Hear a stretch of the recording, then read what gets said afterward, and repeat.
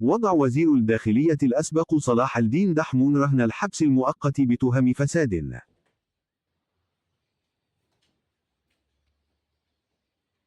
أمر قاضي التحقيق بالقطب المالي والاقتصادي بمحكمة سد محمد أمس السبت بإيداع وزير الداخلية والجماعات المحلية والتهيئة العمرانية الأسبق صلاح الدين دحمون رهن الحبس المؤقت على ذمة التحقيق بسجن القليعة. وجاء أمر قاضي التحقيق في حق المتهم الموقوف صلاح الدين دحمون إثر فتح تحقيق قضائي عن وقائع ذات صلة بالفساد المالي خلال شهر فيفر المنصرم.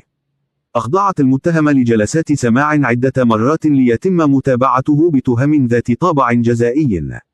والجدير بالذكر أن المتهم الحالي عين وزيرا للداخلية شهر أفريل من عام 2019 خلفا لنور الدين بدوي الموقوف حاليا هو الآخر بالمؤسسة العقابية، قبل أن ينهي رئيس الجمهورية مهامه في 19 ديسمبر 2019 ليخلف منصبه كمال بلجود.